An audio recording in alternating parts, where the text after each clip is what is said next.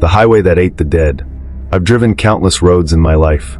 As a long-haul trucker, the blacktop and yellow lines are my church, my confession booth, and my home. I'm used to the stillness of the night, the hum of the engine, and the strange beauty of empty highways cutting through nowhere. But nothing could prepare me for the stretch of road I encountered 2 years ago. It began on a Tuesday night in late October. The air was crisp, and my rig had just been loaded with a shipment of auto parts from a factory in Ohio. My destination was New Orleans, a route I'd taken dozens of times.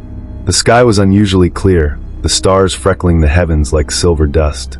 Somewhere in Tennessee, I decided to take a detour. A local radio station announced a severe accident on the interstate ahead. I could already picture the hours of gridlock. Luckily, my GPS suggested an alternate route, State Highway 46, a quiet stretch of road winding through farmland and forests. I hesitated. Truckers know that backroads are rarely kind to big rigs. But I was eager to keep moving. Against my better judgment, I took the exit.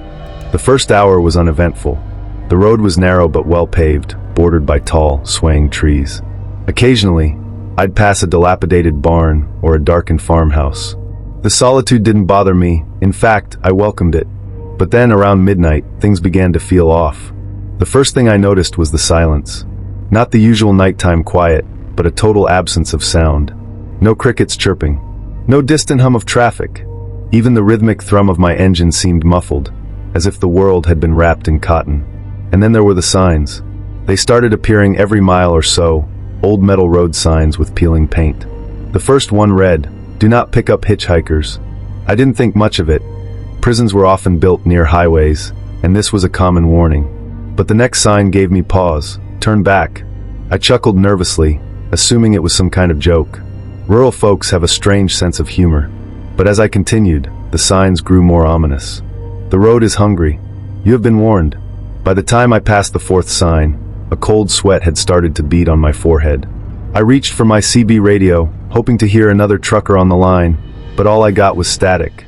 Then I saw her, a woman standing on the side of the road, illuminated by my headlights. She was dressed in a tattered white dress, her hair hanging in stringy clumps around her face.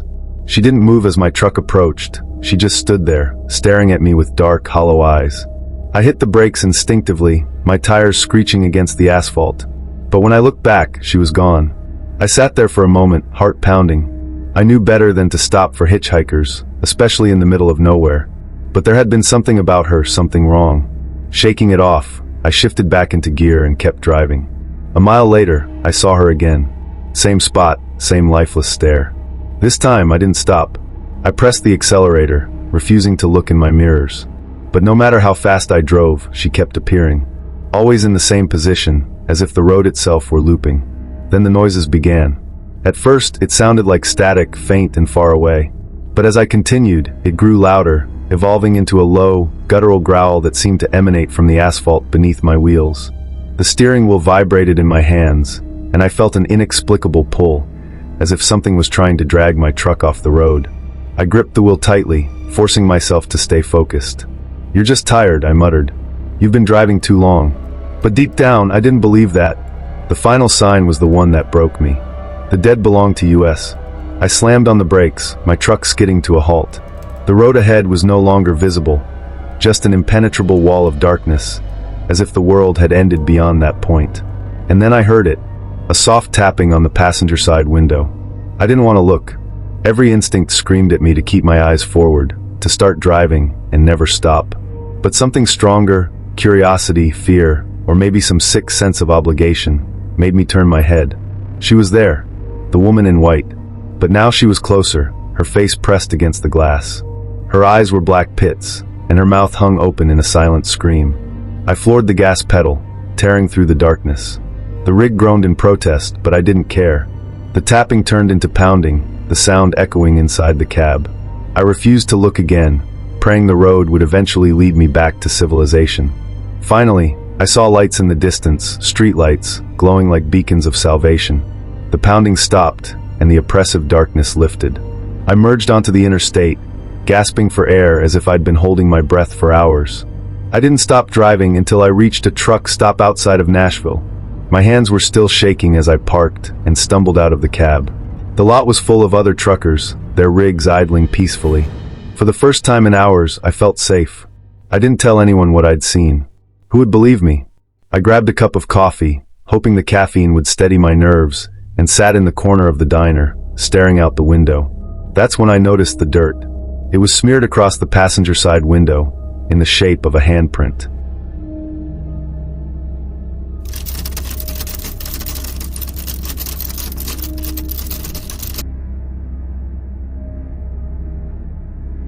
The man with the lantern. As a traveling salesman, I've driven through every back road and forgotten highway this country has to offer.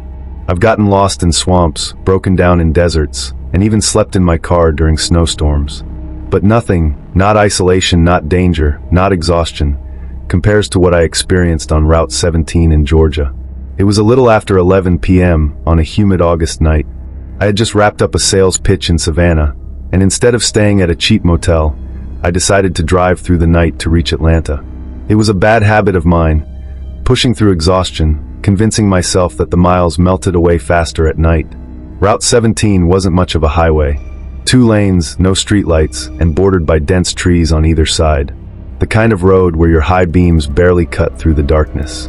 There were no other cars, just the distant chirping of cicadas and the occasional owl hooting from the forest.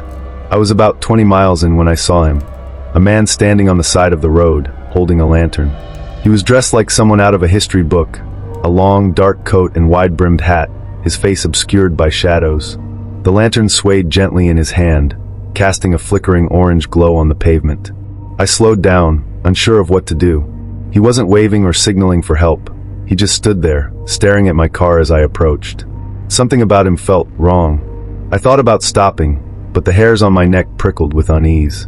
Instead, I veered slightly to the left and sped past him, keeping my eyes forward. About 5 minutes later, I saw him again. Same man, same lantern, same position on the side of the road. My heart skipped a beat.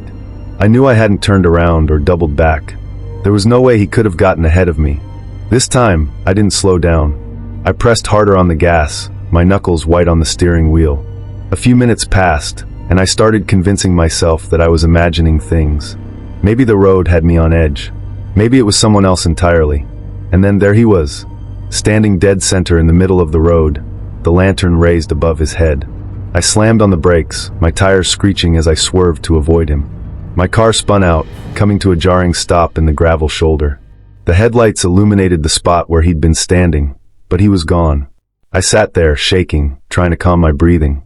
The air was heavy, thick with humidity, and the faint scent of smoke. I glanced at my rearview mirror, half expecting to see him standing behind me, but it was empty. I didn't know what to do. Turning back felt pointless. He was ahead of me every time. Staying still felt worse. So I kept driving. The forest grew denser, the trees leaning over the road like skeletal fingers. The air felt colder, even though the August heat should have been stifling. I turned on the radio for some comfort, but all I got was static. That's when I noticed the smell. It started faint, like burnt wood. But it grew stronger, filling the car with the acrid stench of smoke and ash. I rolled down the windows, but the air outside was even worse. Ahead, the road was shrouded in a low-hanging mist. The lantern's glow appeared again, faint but unmistakable, flickering through the fog.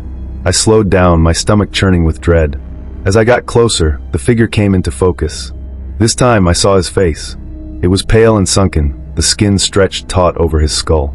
His eyes were black hollows, and his mouth hung open as if in a silent scream. His clothes were scorched, the edges of his coat charred and smoldering. He didn't move as I approached, but the lantern in his hand began to glow brighter, the light pulsing like a heartbeat. I panicked.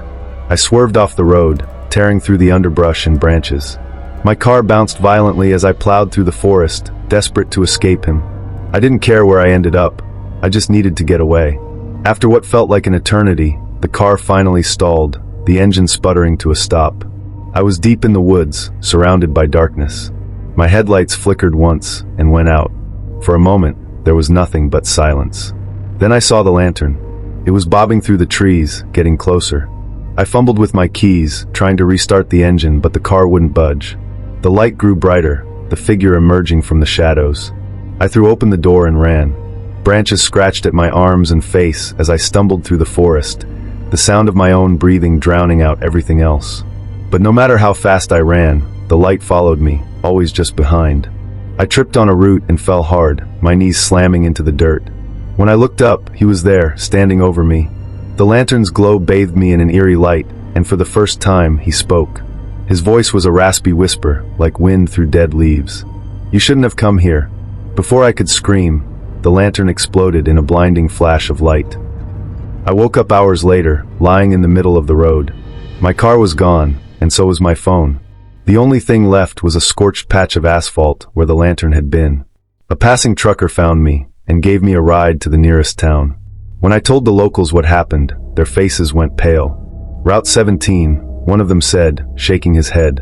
"That road burned down 50 years ago. The man with the lantern? He was the signalman for the train that derailed there. He's been trying to warn folks ever since. I never drove that way again. But sometimes late at night, I still smell smoke.